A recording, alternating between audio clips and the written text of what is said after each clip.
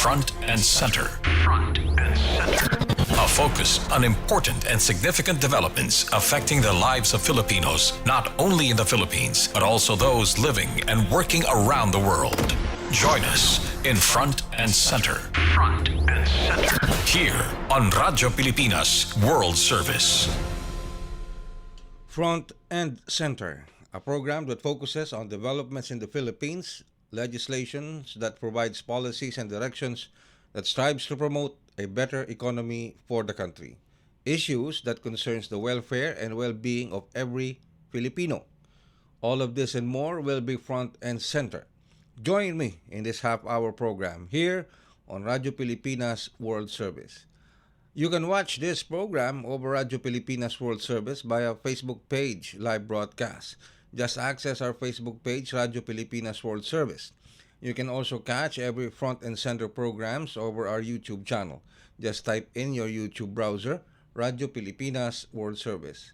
The program Front and Center and the programs of Radyo Pilipinas World Service can also be listened to the following shortwave frequencies: 12.010 MHz, 15.640 MHz, and 17.820 MHz. So come and join us for another edition of Front and Center. I'm your host, Rey Sampang. The Philippines has secured a seat in the inaugural Loss and Damage Fund Board at the 28th United Nations Climate Change Conference, or COP28, in Dubai. This is according to Philippine President Ferdinand R. Marcos Jr. With this, President Marcos Jr. said that the Philippines now has a voice in the management of all funding that is available around the world to mitigate and to adapt to the effects of climate change, which is important for the country. The Philippine Chief Executive also said that the government is hoping to host the Loss and Damage Fund here in the Philippines after securing a seat. The Philippines will represent the Asia-Pacific Group, or APG, in the Loss and Damage Fund Board, along with the United Arab Emirates, or UAE, Kingdom of Saudi Arabia, and Pakistan in a term-sharing agreement. Under the agreement, the Philippines will serve as a full member in 2024 and 2026, and will be an alternate member in 2025. The board membership provides the Philippines another platform to shape climate solutions that are country-driven and anchored in equity and common but differentiated responsibilities and respective capabilities of countries. The country has been advocating for new and additional resources under the fund, saying it should be accessible, stable, predictable, and adequate. The Philippines, being part of the Loss and Damage Fund Board, symbolizes its abiding commitment to multilateralism, strengthened international cooperation, and global solidarity. The decision regarding host country shall be decided by the Loss and Damage Fund Board. In the country statement conveyed by Philippine President Marcos Jr. to the United Nations Framework Convention on Climate Change Secretariat, he announced that the Philippines' interest in hosting the Loss and Damage Fund Board. The Loss and Damage Fund was a major outcome of COP27 in Egypt last year, which intends to provide financial assistance to support countries such as the Philippines and other island states struggling to cope with loss and damage caused by climate change beyond adaptation. It was a critical first-day breakthrough at this year's COP28, which finalized the creation of a fund last December 1, 2023. Developed countries has pledged over $700 million as its initial capital to address the negative consequences of climate change, such as rising sea levels, prolonged heat waves, desertification, the acidification of the sea, and extreme events such as bushfires, species extinction, and crop failures. When fully constituted, the Loss and Damage Fund Board will be composed of 26 representatives from developed and developing countries. The latter includes groups such as the Asia-Pacific states, African states, Latin American and the Caribbean states. Also, the small island developing states, least developed countries, and those not included in any of the regional groups and constituencies. Here now is Philippine President Ferdinand Marcos Jr.'s message on the Philippines securing a seat in the inaugural Loss and Damage Fund Board at the 28th United Nations Climate Change Conference, or COP28, in Dubai. I am very gratified to hear the news that the Philippines has secured membership on the Damage and Loss Board for the year 2024 and the year 2026, serving as an alternate for 2025. This will give us a voice in the management of all the funding that is available around the world to mitigate and to adapt to the effects of climate change. And it is a very important development for us. The next step that we are hoping to achieve is to host the fund, or Damage and Loss Fund, here in the Philippines, so that, because after all, we are very much in the mix when it comes to climate change effects. So I think this is a good development, and we'll keep working to make sure that the Philippines has a very strong voice when it comes to all the issues of climate change, of which we are very severely affected. In other developments, the Philippine economy has performed well in 2023 amid challenges that the country has experienced. This was according to National Economic and Development Authority, or NEDA Chief Arsenio Balisacan. In a press briefing in Malacanang, the NEDA chief cited the Philippines as one of the best performing economies among Southeast Asian nations. The NEDA chief remains optimistic that the Philippines can achieve its 6% growth target for 2023. The gross domestic product, or GDP, for the first 3 quarters of 2023 grew by 5.5%. That is initially slower. It was attributed to low consumer and government spending in the first 2 quarters of the year, but the economy has since caught up. Secretary Balisacan assured the government has taken slow government spending as a lesson that would be considered to improve the management of programs for 2024. Still, on other developments here in the Philippines, the National Economic and Development Authority Board, or NEDA Board, chaired by President Ferdinand R. Marcos Jr., approved on Thursday 4 high-impact projects, plans, and policies crucial to the country's social and economic transformation.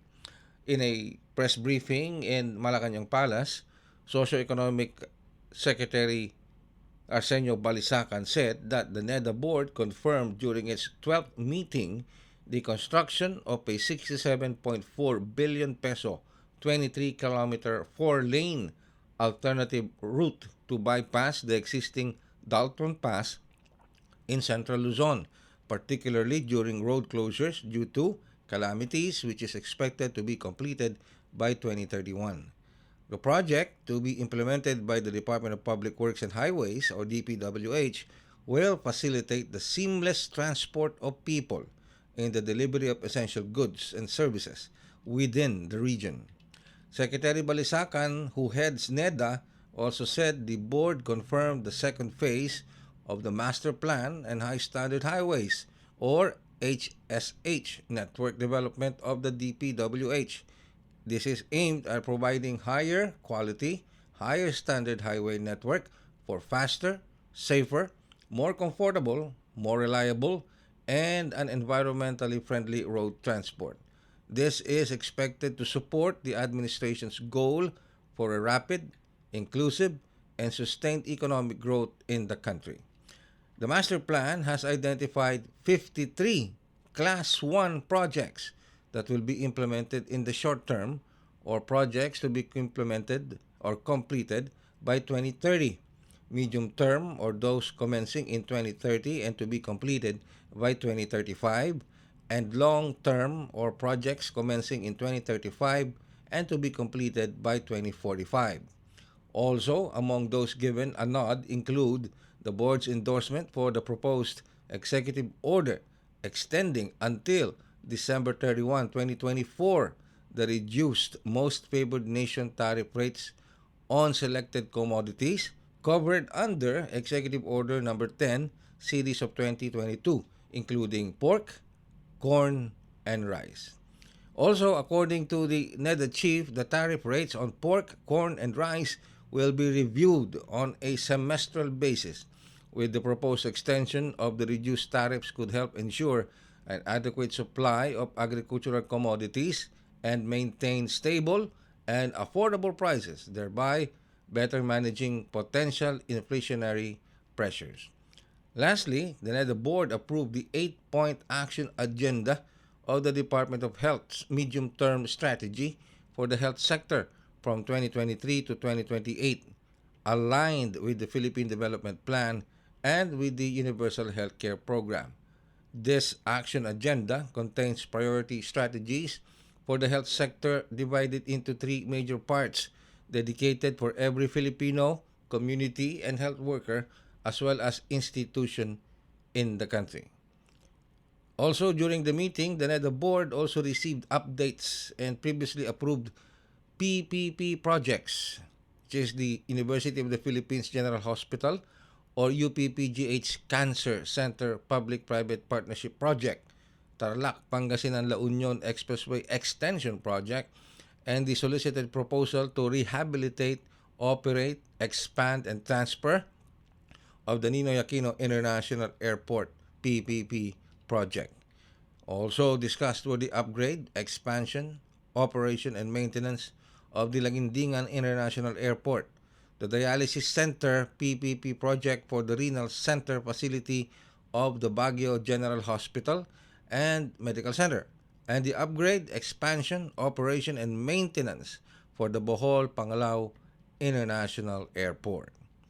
Secretary Balisacan also said that the negotiations between the Department of Transportation, Civil Aviation Authority of the Philippines, and the original proponents have commenced in November 2023, and that the contract of award is expected to take place between August 2024 and May 2025.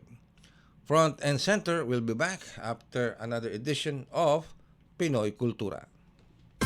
Time to celebrate kulturang Pinoy. Tradisyon, musika, sining, literatura at iba pa. Anything and everything fun and Filipino.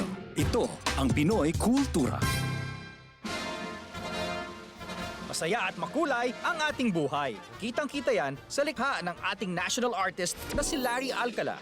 A slice of life served with a dash of laughter, angry neighbors, nosy kids, pretty women, and just about anything na pwede mangyari sa simbahan, sa pistahan, sa sakayan, sa sementeryo, at sa bakuran.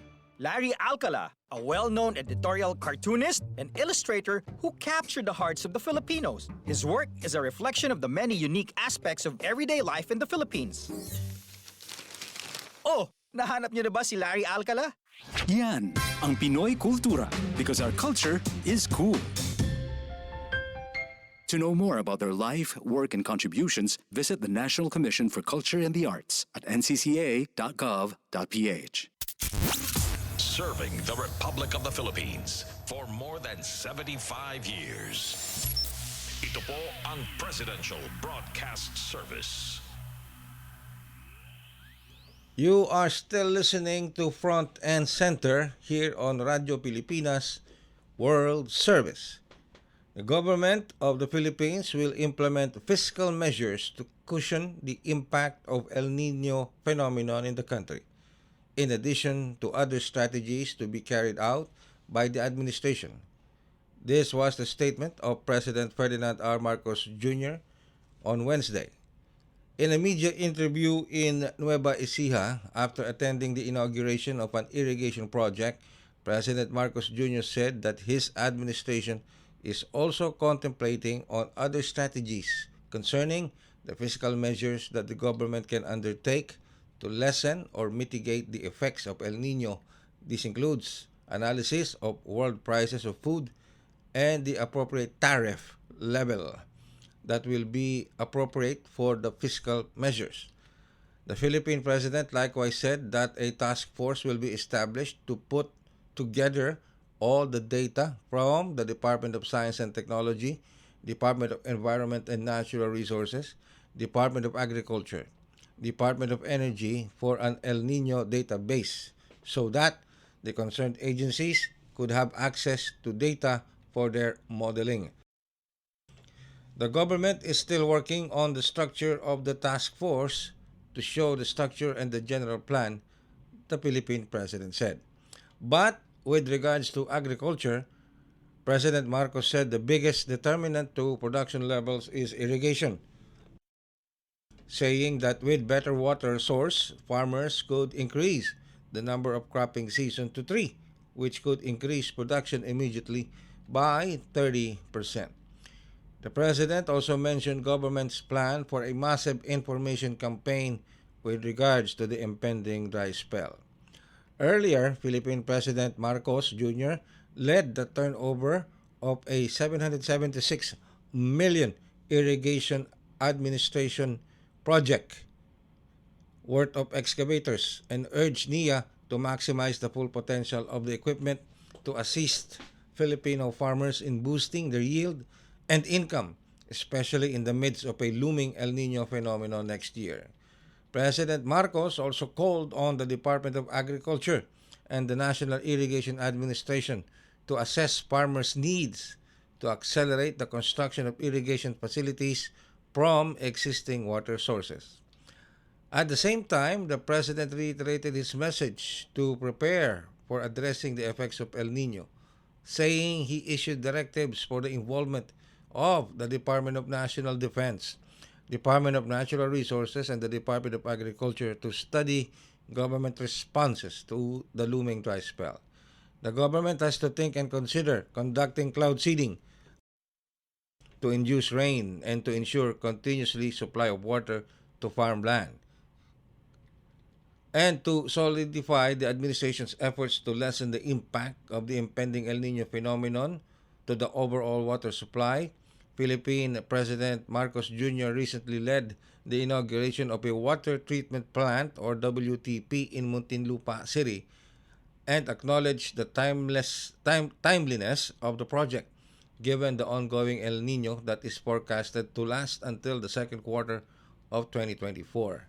The 11 billion peso Poblacion water treatment plant is a third facility constructed by a private water company concessionaire that taps into Laguna Lake as an alternate raw water source. It aims to supply an additional 150 million liters per day of water to consumers in the cities in the National Capital Region such as Parañaque, Las Piñas, Muntinlupa, and Cavite. The facility is part of the water concessionaire's 220 billion pesos service enhancement program from 2023 to 2027 that aims to promote enhanced water sustainability and climate resilience. Philippine President Marcos Jr. encouraged the private sector to continue working with the government to provide clean water supply to consumers across the country. Here is President Marcos Jr.'s message during the said event. I am very pleased to be here today, joining you in the inauguration of Maynilad's Poblacion Water Treatment Plant. This will provide clean and potable water to residents in Metro Manila and its surrounding areas. I extend my greetings to our distinguished guests, private partners, local government officials, and community leaders who have played a crucial role in making this project a reality.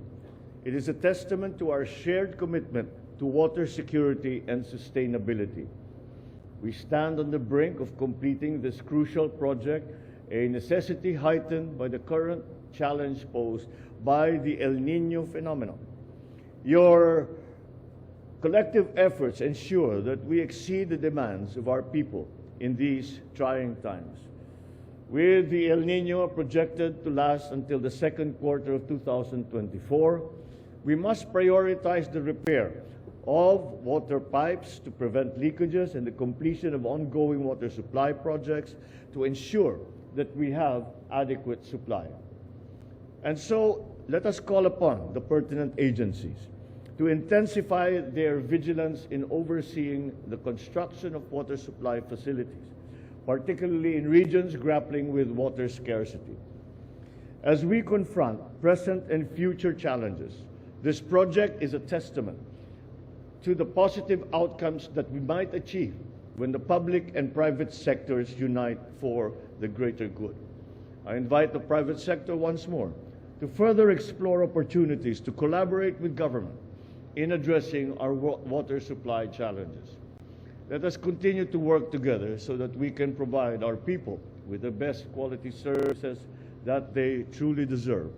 Water, although we refer to water and the supply of water as a service, and I am of the view that it is in fact a right of our people to be able to expect their government to put systems into place so that water is available to all households, to industry, to agriculture. These are the main uses of water that we have, and so that we still must continue to develop all our capabilities. The focus is sharpened with the onset, with the forecasted onset of El Nino, which at the very least will be with us over the first quarter of next year. And unfortunately, the latest forecasts show that there is a distinct possibility that it will last until the second quarter of next year. And therefore, we must prepare. We must prepare and learn some of the and apply some of the lessons that we have learned during the pandemic when it came to supply of agricultural products, of food, of the efficiencies of the supply chain. All of this will be affected if our water resources are inadequate. And that is why we have now begun in government a very accelerated effort to prepare for that. We, for all intents and purposes, we have a good buffer until maybe the end of the first quarter. Now, what we need to do is to prepare a further capacity so that should the El Nino extend to the second quarter of next year, we are still, at the very least, able to supply potable water, especially in the urban areas. We are able to supply our agriculture. We are able to supply our industry. And one of the elements that we sometimes do not think about, we think about those major uses of water. We also have to be thinking about our hospitals. Hospitals cannot operate without water. And with the onset of a drought, that will become more and more important as it goes on. And so these are the issues that are confronting us now. But with projects such as these and the further following projects, I was looking at the brief. There is another one here in Mandaluyong, and I think there's 3 more in Cavite. And that is all to the good.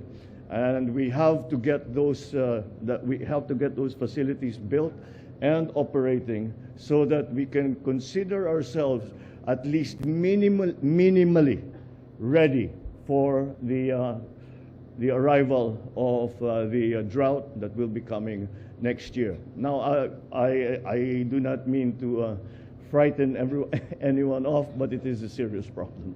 But we are familiar with the capabilities of both private sector and public sector. Put us together, and there's much that we can do. And let us do that so that we have done our duty to the people and continue to provide, as I said, what I consider their right to availability of clean, fresh water. Sa bagong Pilipinas na sinisikap natin na itaguyod ngayon, hiling ko ang pagkikilahok ng bawat isa upang mapatibay ang ating mga infrastruktura at mapabuti ang kalagayan ng ating mga mamamayan. Maraming salamat sa inyong lahat. Maraming salamat sa inyong ginagawa at sa tulong ninyo para sa taong bayan. Mabuhay ang bagong Pilipinas. Magandang umaga sa inyong lahat at Merry Christmas and Happy New Year. You just heard Philippine President Ferdinand R. Marcos Jr. Well, that is all the time we have for now. We have just brought to you another edition of Front and Center. Join us again for another edition of Front and Center, same time and frequency. You can also watch this program over Radio Pilipinas World Service via Facebook page broadcast. Just access our Facebook page, Radio Pilipinas World Service. You can also catch every Front and Center programs over our YouTube channel. Just type in your YouTube browser, Radio Pilipinas World Service.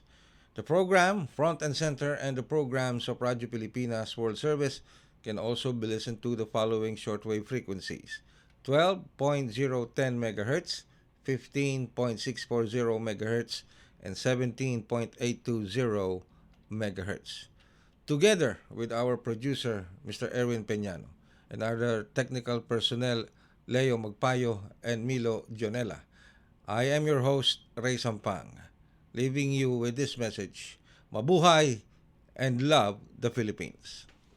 You have just heard and watched Front and Center. Front and Center.